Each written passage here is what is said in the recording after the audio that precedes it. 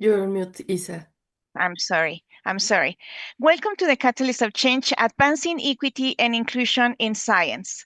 This seminar is in English. There is interpretation available in Spanish, French, and Hindi. To access the interpretation, kindly select the language of your preference in the Zoom bar menu. This seminar will be recorded and made available on the CIMIT YouTube channel. We will have an open Q&A session at the end, and you are also invited to submit questions via Slido for our distinguished speaker of today.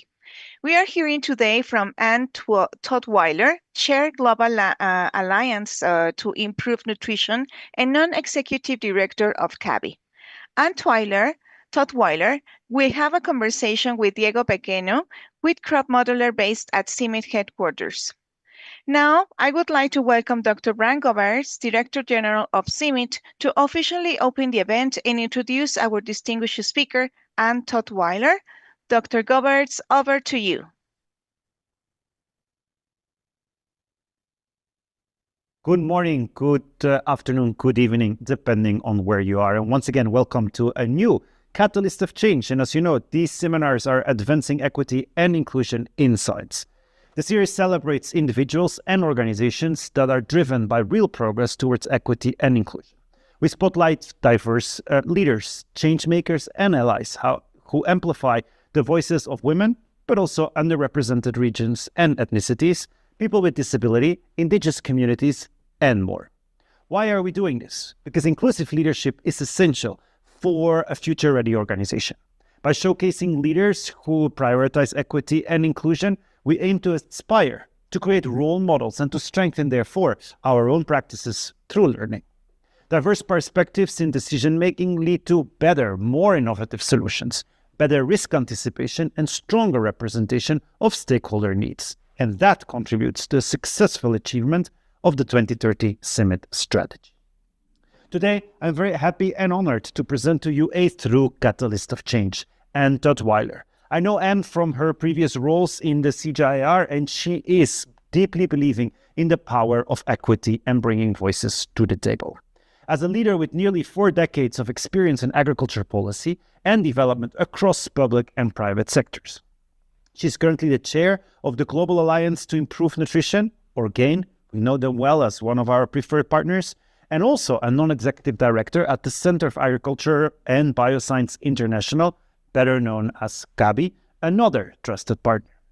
Anne has a master's degree in public policy from the John F. Kennedy School of Government at Harvard University and a bachelor's degree in political sciences and government from the Davidson College.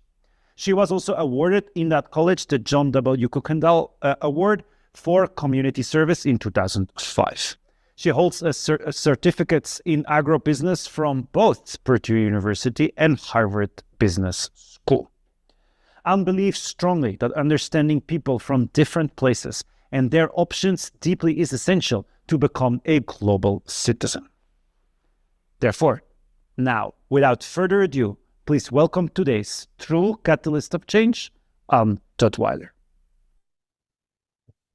Thank you, Brian.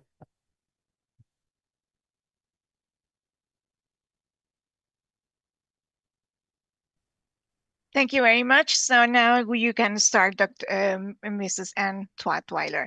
We can listen to you.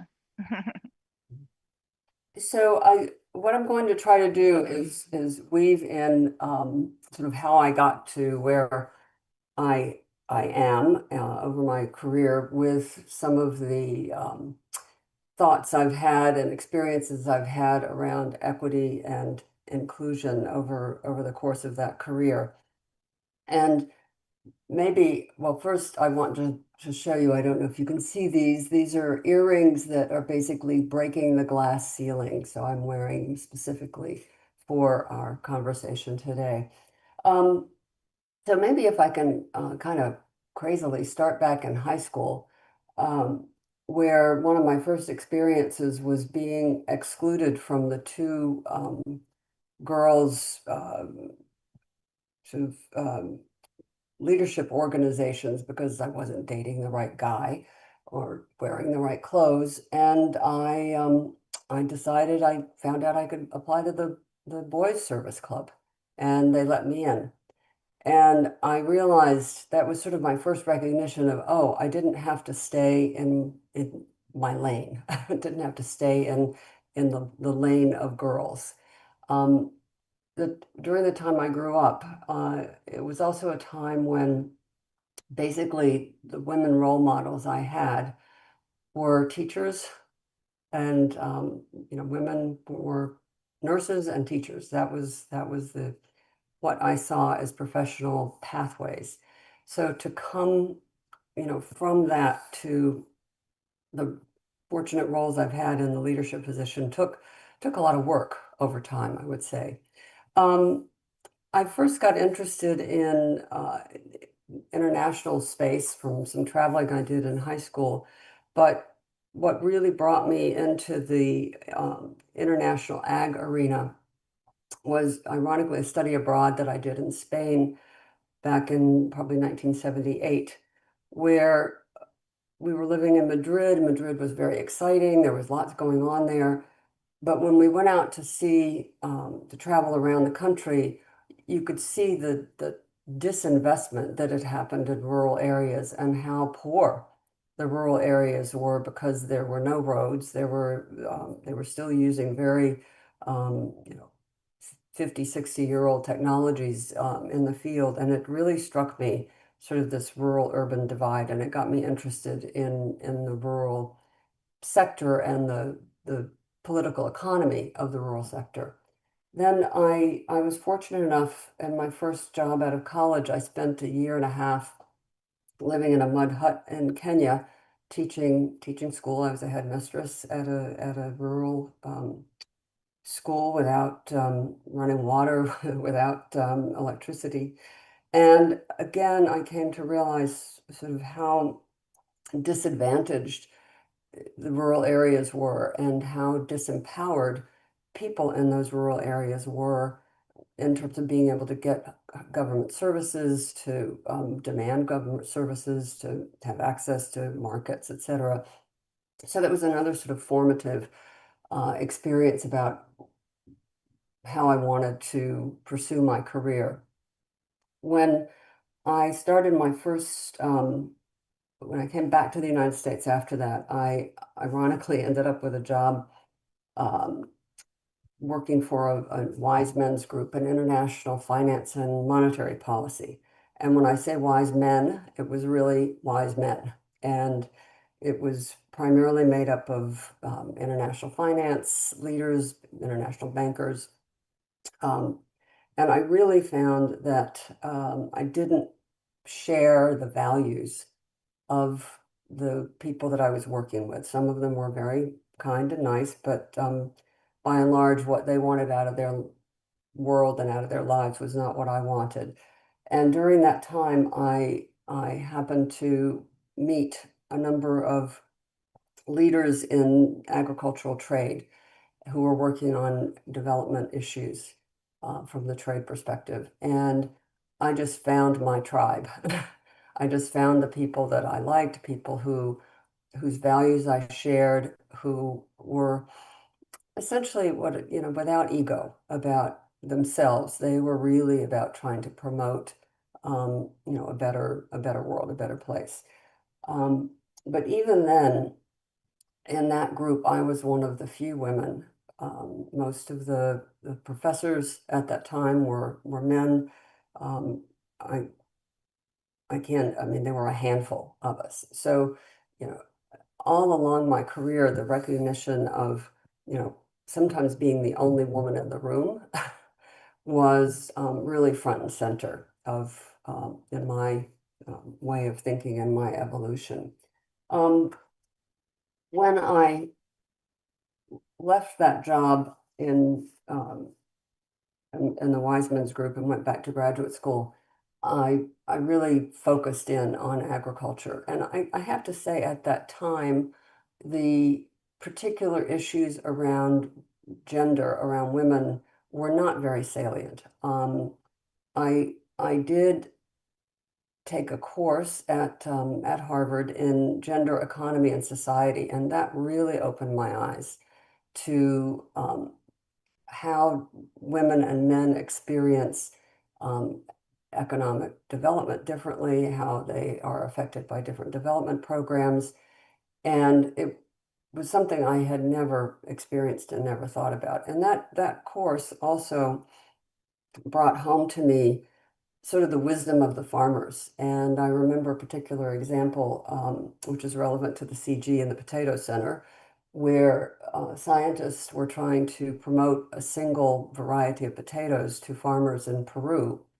And the Peruvian farmers were like, no, no, no, we want to use a diversity of potatoes and we want to grow them at diversities of elevations because they knew the risk that they faced from the climate that they had at the time. And so they were actually smarter than the scientist. And those lessons really stuck with me over my entire career. The power of science and the power of science in farmers' hands and the power of women. When I moved on from graduate school, I helped to found another wise people's group who are working on agriculture trade. And we were very cognizant of the fact when we put that group together, again, not so much at that time to include women, although we did, but really to include farmer representatives. And I saw in the discussions that we had bringing in farmers from Philippines, farmers from Zimbabwe, farmers from countries in Latin America, that how important it was to have their voices being heard by the people in Geneva at the WTO and other places, how important it was for those people to hear what the farmers in the developing countries, global south, were thinking, how they thought about the issues around global trade, because their voices were completely absent from these conversations. And I think that's the other thing that's been driving me along the course of my career was who's in the room and who's not in the room. And, so many times, even recently, I've been in meetings, Zoom rooms, where international agriculture issues are being discussed, and there's not a single person from the global south in the room. And I pound on the table about that.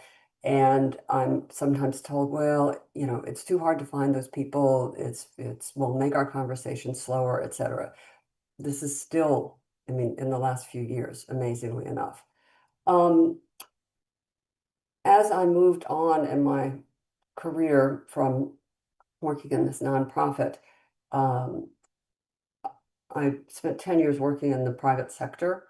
And even though that was not focused so much on gender and equity and inclusion, I did spend a lot of time sort of making sure that we were bringing voices into the policy conversations in Washington that were not part of those conversations. So, for example, in the US farm policy at the time, really 5 commodity groups got in the back rooms of Congress and decided what the farm bill was going to be.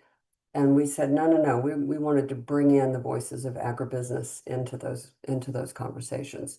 And we were able to change policy because we had a different set of people in the room. Moving on, when I was working at the U.S. Department of Agriculture for President Obama, I was helping to write the Feed the Future strategy. And I think that was one of the first times we really explicitly talked about the need to make sure that the policies, the programs, et cetera, were reaching to particularly women in developing countries, and that we were thinking about, how those programs were experienced by women, how they would affect women in different ways. I was very involved before the Haiti earthquake in developing a strategy for U.S. engagement in Haiti, and these gender issues became really important in that context. When I got to FAO in 2011. Two things that happened prior to that. One was in 2008, the World Bank published its annual report, which I had helped fund when I was in a foundation role, which really talked about the importance of investing in agriculture and investing in farmers. And for those of us today, it seems crazy that we even had to have that conversation, that there even needed to be a report about the importance of agriculture to economic growth. But it really did change the conversations around what development policy should be. And then in 2011, when I was at FAO, the State of Food and Agriculture report focused on the role of women in agriculture and had some terrific analysis of, if we were investing equally in women's agriculture as we do in men's agriculture, just how much higher the growth rate would be and how much faster we would reduce poverty. And I became a real champion at FAO of the important role of women in economic development, and helped push and support the people who had written that SOFA report to develop a gender strategy within FAO. When I got to the CG, it was quite interesting. When I first joined the CG, there were 2 women directors general out of the entire group of, 15 at the time, I guess, 15 centers. And what was maybe even, and we became 3 at the highest level at that time. And what was even more disturbing, in addition to the fact we had so few women in leadership roles, was the fact that there were so few people from the Global South who were directors general of the centers.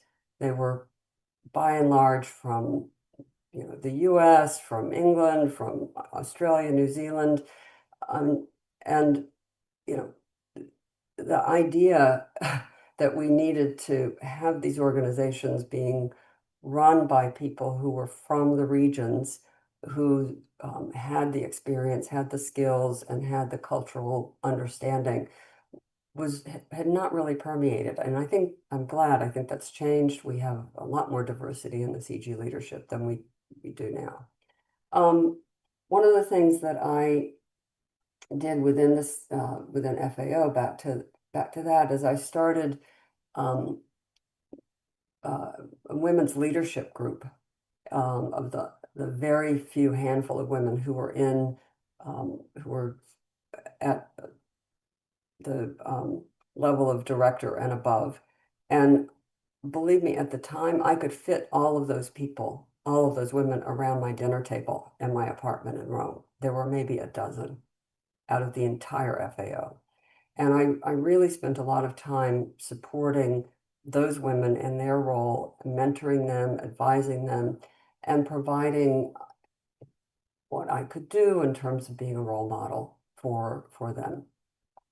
And similarly, when I got to the CG, I ended up serving on various the CG boards. The names have all changed now, but we really started pushing on the importance of women, not just women in the development context, but also women leaders. And back to what I think Renata said earlier, is we really, I was asked to lead that initiative, and I said, no, I think we need to have a man leading that role, because if it's only women who are leading these efforts at change, it's sort of, you end up still being put in that lane, and this is a women's issue. It's like, no, this is a development issue. This is a leadership issue. This is, how do we make better decisions about what we're doing with our investments. And I just want to say one more thing about the diversity and back to this issue that I raised when I was at Harvard taking this class in rural development and gender anthropology, et cetera, was Bioversity was really committed to the ideas around citizen science, to the ideas around listening to farmers, and including publishing papers in scientific journals that were co-authored by farmers who didn't have a PhD, didn't have a master's degree, probably didn't go much beyond secondary school, if that, because we recognized that the diversity of experiences and the learnings from a wide variety of people really contributed to better policy and better decision making. And I think that to me has been one of the greatest lessons is, if you're making decisions alone or you're making decisions with people who look like you, you are not going to make great decisions. You're not going to really understand the context of those decisions and how they might play out among the wide variety of people who will be affected. So, for me, it's certainly been about improving access, improving women's leadership, and bringing in people of diverse backgrounds into decision making. But it really comes down to the quality, as Bram said, really is the quality of decision making. So I think I'll stop there and happy to answer questions or elaborate. Thanks. Thank you. Thank you very much. Now we invite Diego Pequeño. Diego Pequeño, he's we invite Diego Pequeño to have a conversation with you. Diego Pequeño is a wheat crop modeler based at CIMIT headquarters. He holds a bachelor in agronomy from the Federal University of Tocantins, a master and doctorate from the University of Sao Paulo, Brazil, and a research scholar at the University of Florida. So, Diego, over to you. Sure. Thank you. Can you hear me? Yes, we can hear you. Oh, great. So just first to congratulate for the excellent talks and achievements that Dr. Ann Tutwiler have achieved. I have some few questions here that I would like to ask, just to have some, well, just first one personal experience that I've heard a lot about this project, this program Fit the Future strategy. During President Obama, you had led this creation of this project, and I would like to ask you how can you share the story behind the developing President Obama's Fit the Future strategy? So what were the key principles that guided its creation? So, so it was, the impetus was the 2008 food price crisis. Obama came in, I guess the election was that year, so it was the next year we really got started, and I think there was a real recognition about the importance of agriculture. Like I said, the World Bank report, Bono was very active in promoting agriculture and on the global stage. And I think it captured President Obama's imagination, but also the people who he had at the State Department, at the White House, et cetera, who were working on international development issues. One of the things that was really, and it goes back a little bit to this diversity and inclusion issues, President Obama was very big on something called a whole of government approach. So the government, so in the Feed the Future strategy, it was not just USAID who was going to be writing that strategy. We had people from the U.S. Department of Agriculture, where I was sitting. We had people from State Department. We had people from Commerce Department. We had people from the Millennium Challenge Corporation. it was every part of government that touched on agriculture, international development that were part of developing that strategy. I was one of four sort of people with the pen, and the four of us not only sort of had a lot of conversations about, is this a humanitarian program? Is this a development program? What kinds of countries are we targeting? How are we pursuing, envisioning the economic investment and growth?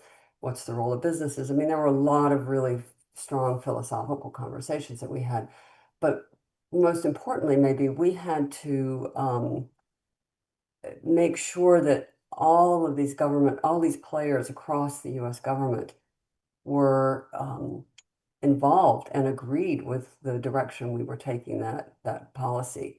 So it was, and I think this is another kind of hallmark of my career, is bringing together, we called it strange bedfellows, people who wouldn't normally be talking to each other, and trying to bring them to consensus, because it was really important that for President Obama, and I think for the initiative, that it wasn't just seen totally as a USAID development strategy, that it was something that was owned by a broad swath of the US government. So it was a terrific experience, and boy, not easy. And then we had to go back, each of us had to go back into our agencies and convince our agencies about how they could contribute to this Feed the Future strategy. This one, just would like to ask you about these effects, these challenges, not only to be a woman in places that are mostly traditionally dominated by men, in terms of making real changes, in terms of policy changes, suggestions, and effect of in the real world, for food security. So what is the advice that you have for like scientists that are developing new technology, and they want to translate, and they want to have these policymakers adopting these new technologies? What are the experiences besides the Feed the Future strategy, this experience that you would like to share with us? So I remember two things from my CG days. So the first conversation we had within the CG when I was there about the importance of integrating gender, and I'm just going to talk about gender for the moment, into our research. One of the DGs, who I won't name, but I will name his center, said, "I don't know why I need to think about gender when I'm breeding rice." I'm like, okay. We knew at Bioversity that women have different preferences for what kinds of rice they use, that there are different reasons people use different kinds of rice. And so, breeding rice that reflected some of those desires and cultural practices of women in different regions was really important. There was another sort of maybe apocryphal story about another center that was trying to increase the yield of bananas, and it wasn't Bioversity, trying to increase the yield of bananas. And what happened was that the bunches of bananas became too heavy for women to take them to market. And women had traditionally been the people who sold those bananas into the market and used that income for their children's education and for healthcare, et cetera. So even something as simple as breeding, which is the CG's bread and butter, right? If you don't take into account the gender needs and gender implications, even from the beginning of the science, you're not going to get the the new variety or what a new technology adopted. And so I think one of the first, things that we need to do as scientists is really to go back and say, who is going to be using this technology? Who is it, and how are they going to be using it? And what do they need out of, a better rice variety? Or what do they need out of better banana varieties? Or what do they need to make sure that they can still market those products, or use them in their home life? And I think we don't often really go back and understand the human side of this. We see these things as a technical, oh, we need to increase the yield of rice. Well, that's not always the only goal that the people in the countries where we're working have for, new rice varieties or new maize varieties or whatever it is. So I think understanding that human side first is really important in terms of getting technologies adopted. And sometimes, in Haiti, one of the things we realized that was, making it difficult for women to bring their products to market is there were no toilets in the markets. And so, that was a big problem, and their husbands wouldn't let them go to the markets because of that issue. So, again, you're looking at this big problem, how do we get women to bring their products to market and earn more income? And it's not science, it is bathrooms. So we just, I think, we often ask our questions too narrowly. And not understanding kind of the human side of it. And so there's a whole lot of anthropology, sociology, whatever you want to call it, that I think needs to happen before we even get into the labs.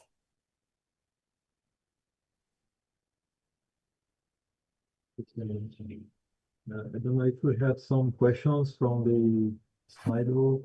We have some over there. Oh, yeah, Diego. So, okay, very good. So we can start with the first question that we have received from Slido. And also we invite the audience to participate in the upcoming open Q&A session. We are ready, so please be ready to raise your hand, open your micro and your camera. Also, you are invited to submit questions via Slido for our distinguished speaker of today. So we have a first question here. And Diego, also you can continue elaborate your questions. Thank you for all your advocacy for rural communities and for women, and for creating communities of like-minded change makers. Do you feel like your combined efforts have helped move the needle? And can you talk a little about some examples of progress you've seen in rural development and women's leadership? And are there any particular intractable problems that you have not seen progress on? So that is the first question. Well, first of all, I think in terms of gender, at least in these circles, the whole atmosphere has changed to where, as I said, early in my career, I was often the only woman in the room, the only woman involved in making decisions. And now that is absolutely not the case. I cannot think of any organization, any institution I've been in that is not at least 50% women in leadership roles. And, and again, we're in a kind of a rarefied world, but it's totally changed. And there is, I think, no feeling I get of, you shouldn't be here. You shouldn't be in this conversation. Like I said, I see a bit less progress on the issues around diversity in terms of geographic diversity in leadership. And I think there are a lot of reasons for that. People are often just too stretched to be everywhere. It's not easy to, it takes more work to find out who the leaders are than many organizations are willing to put in. but I look at the two boards that I'm on, for example, every time we talk about bringing in a new board member, the conversation is about increasing diversity on the board, increasing diversity in the decision-making processes. And, even with both CABI and GAIN, the board is looking at the diversity of leadership throughout the organization, not just at the board level, not just at the executive level, but, are women and people from the Global South advancing in the organization, who has leadership positions, not just, like I say, at the executive director level. So I see a lot of progress in how people are thinking about leadership in organizational, institutional leadership. I still think um, and I do see, even in the people that I work with in the Global South, the women leaders just are stunning, are absolutely incredible.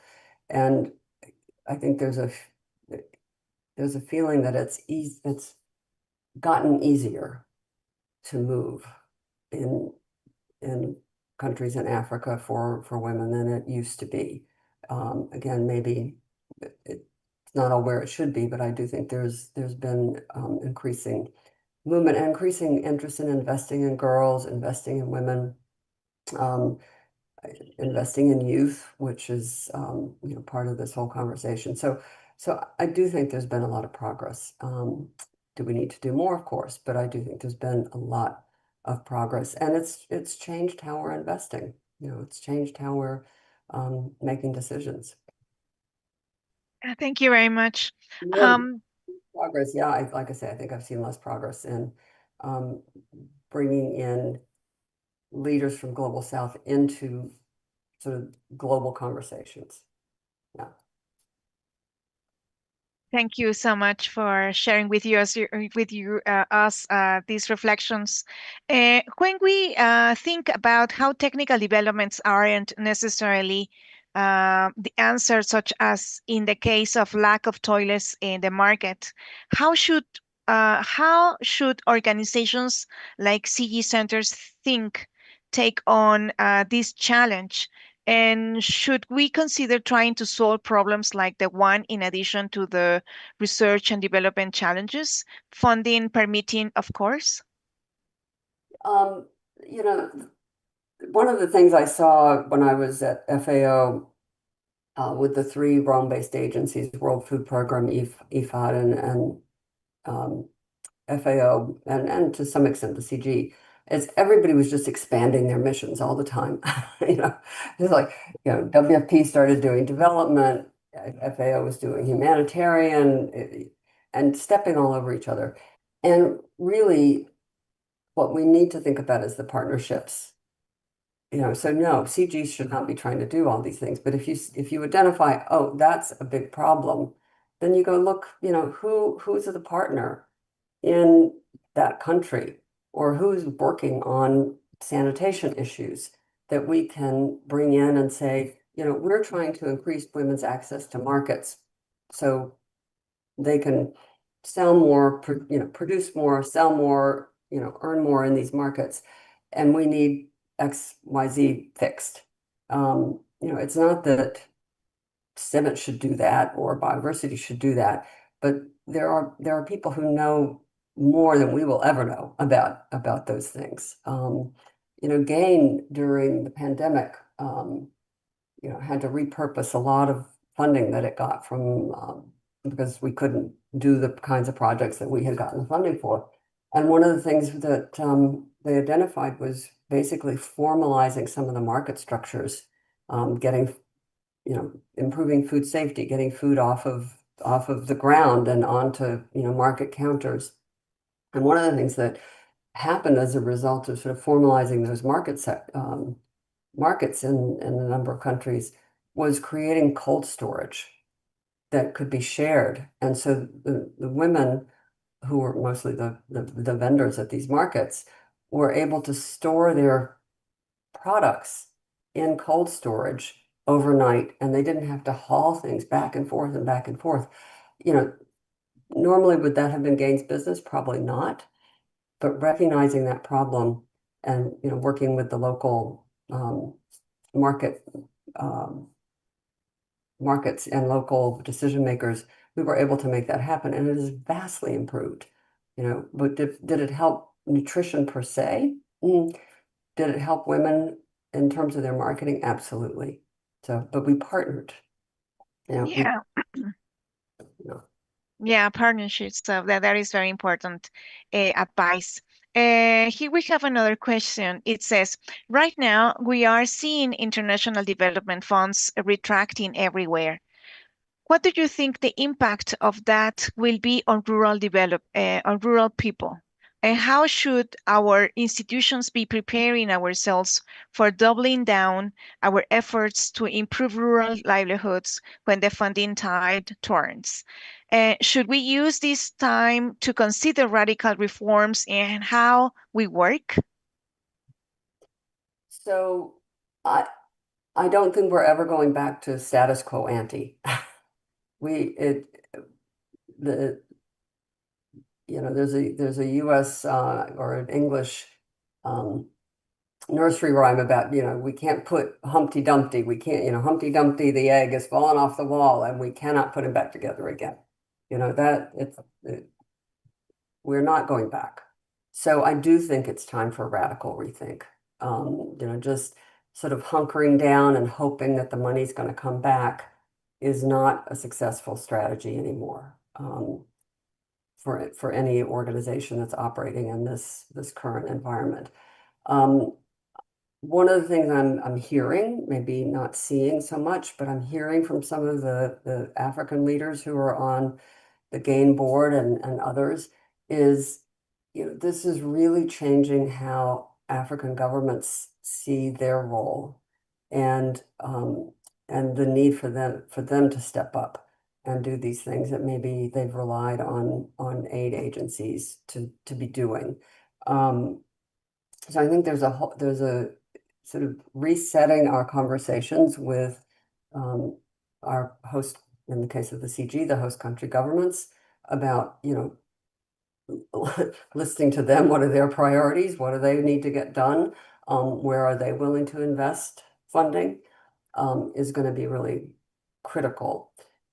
Helping those governments understand the importance of investing in the rural sector for their own economic growth, their own development, their own tax revenues. I mean, let's be, really concrete about that.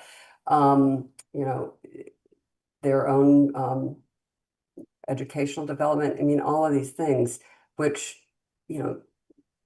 leaders often haven't had to focus on because there's been USAID and there's been, the UK government, there's been all these other organizations. So that's one thing. I do think, and I've thought this for a long time, having spent 10 years working in agribusiness, we really need to think more deeply about how to partner with businesses. And some of this is already happening, but I really think it needs to be deeper. Not just to ask them for money. I mean, that's the easy thing. They write a check for $50,000 and you go away and they never have to see you again.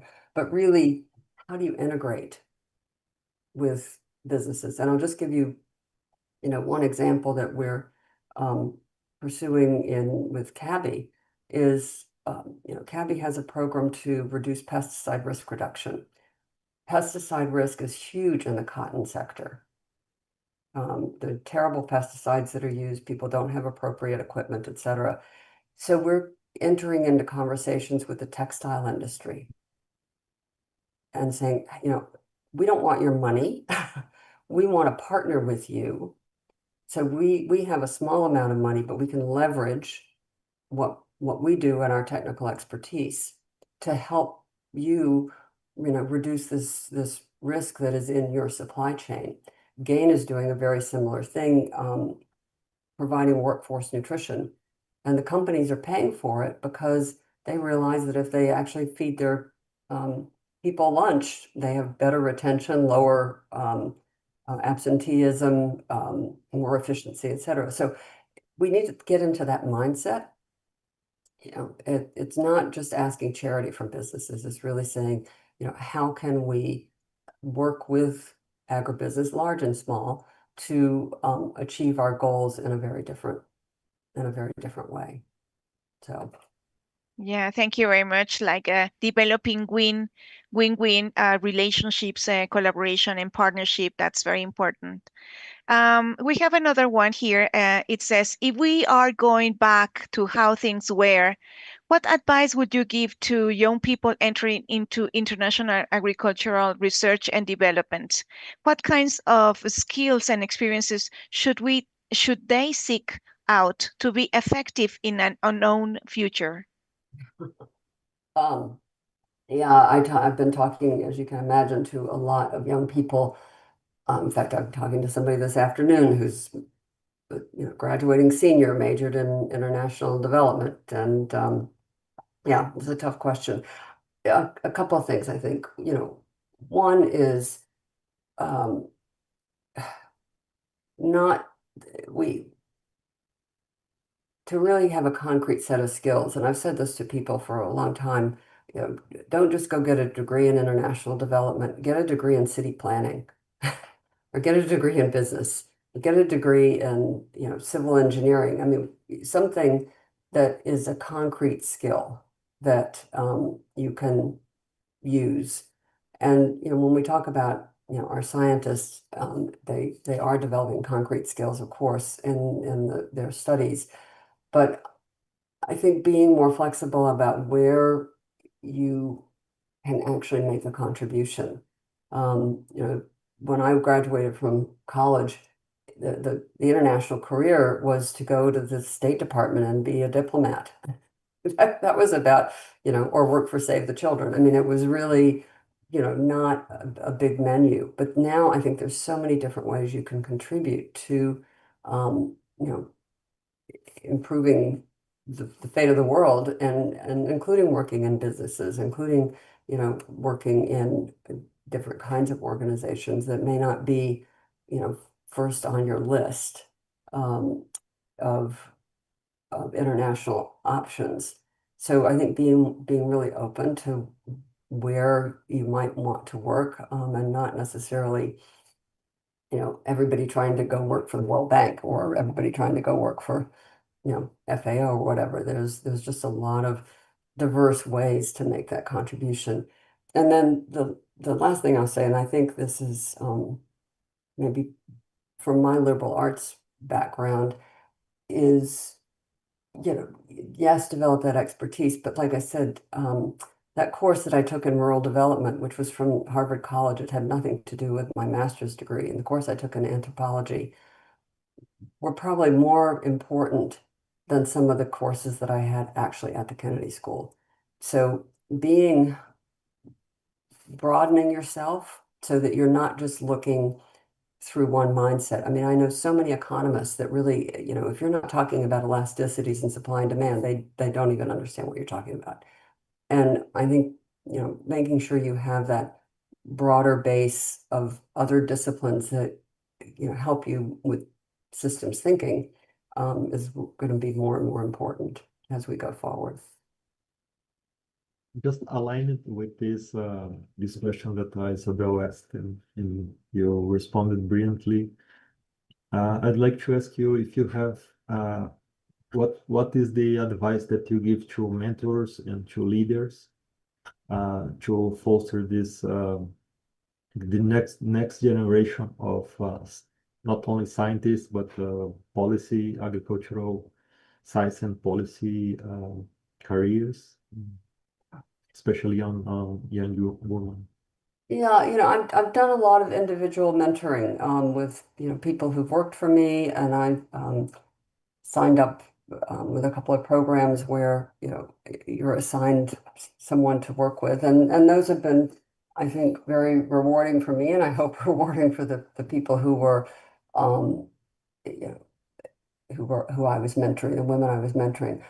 I think one of the more powerful things has actually been the times that like I mentioned at FAO, is bringing all the women together who were in certain positions of leadership and creating opportunities for them to share what they were experiencing and what they were, and creating sort of a cadre of people. So the individual mentoring is great, don't get me wrong, but I think there's a lot of need for women in similar positions. And the three women DGs who were there when I was there, we talked together on, we got together on the phone, we got together at meetings and really talked through some of the challenges that we were facing that were maybe a bit unique. So I think, bringing groups together is really important. And, going back to what I was saying earlier when I was in the CG consortium boards, um, having people who, men leading the gender strategy, is really important. And instead of just only leaving that to women to do, is really, really important. But I've loved mentoring, and I'm so proud of so many of the women that I've mentored over the years who were in, one ended up being the chief economist at the State Department, under the Biden administration, and started with me right out of college. So you just have to be proud of those women who you think you've helped along the way. So. Thank you so much. There is one more question here. It says, I'm curious how we position ourselves when influencing social structures. Could it be that enabling holds more transformative potential than empowering? Hmm. That's an interesting question.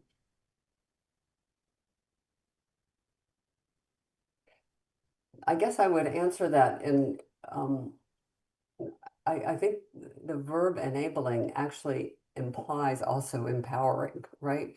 But it is a fuller term because it's not just empowering somebody to make decisions or to be part of a system, but it's saying, okay, you're empowered, but that's great. That's not enough. You really need to be enabled. And I love that differentiation, enabled to take on that role. And those are two very different things. So it's a great question. So I would say the enabling is probably more important. Yeah, thank you. So I think there is one more here, and there one person that want to share a short story about CIMIT. Several years ago, we noticed that the number of women field workers were increasing at our field experimental station in Mexico, and we had the same issue about the lack of toilets in the field. So we organized and advocated to get toilets in our fields and our field stations. We were proud of this achievement, even though we know there's so much more to do. What do you think about the idea that we can start at home with gender and equity changes? And do these kinds of things matter when it comes to our external efforts to advance gender equity and inclusion? No, that's a great story, and the answer is yes. I mean, because I think it increases the awareness of everybody in the organization about, these are issues also that affect, our workers, our field workers, as you said. There's quickly a great story about a company who new CEO who realized that labor relations were terrible in the organization. And so he hit on the one thing that labor unions and the company could agree on, which was worker safety. And so he said, I want to have a report about any person who's injured. And it was a huge company. I think it was GE, huge company. I want to report about anybody who's injured on the job. And they realized they had no systems for reporting that up from the factory floor up. So they had to create a whole new reporting system, whole new communication systems to do that. And because of that, they were making better decisions. Not just about the worker safety issues, but people were talking to each other that hadn't otherwise. So it's just, to me, an example of, yeah, making some changes within an organization sort of trickles up into what people think, how they view things, and what they realize is are problems and challenges. So absolutely, that's a great story. Thank you so much. And so we are about to conclude our session of today. What words of wisdom could you share with the audience as our takeaway? So you all asked me to send some verbs or some mottos. And the one thing I hadn't really thought about it from my own perspective, but people have called me brave. Making decisions that were sometimes tough and that needed to be made that weren't going to be popular. That has been, I look back on my life and I have done that so often. And it's not easy because it means sometimes you're not popular and you're not liked because of those decisions. But being willing to be brave, I think, is so important across all of our careers. And then I think the other thing, and I didn't mention this, but I went from being a school teacher to having a board of, rural farmers who, barely were able to, clothe themselves really, to working on the 96th floor of the World Trade Center with the former head of the International Monetary Fund, and you realize that you need to treat everybody with the same level of respect and the same level of deference and the same level of understanding, regardless if they're the chair of your rural school in rural Kenya, in the middle of nowhere, Kenya, and this very powerful global leader. And that has also sort of permeated my life, is you just treat everybody the same and with the same respect. And I think particularly in the careers that we have, you can't deny the knowledge and power of farmers, no matter what level of education they have, no matter what level of worldview they're able to have, and not just say, oh, this person with a PhD knows more, because they don't. Thank you so much for this valuable and wise takeaway for us. On behalf of Dr. Brian Govers, Director General of CIMIT, we thank Anne Tutwiler so much for sharing with us your outstanding professional and personal journey. And we appreciate Diego Pequeño for having this great and interesting conversation with Anne. And thank you both for being catalysts of change. We thank and invite the audience to join the following Catalyst of Change, Advancing Equity and Inclusion in Science seminar in 2 weeks. Have a great day, a great evening. Thank you very much. Thank you. Thank you so much.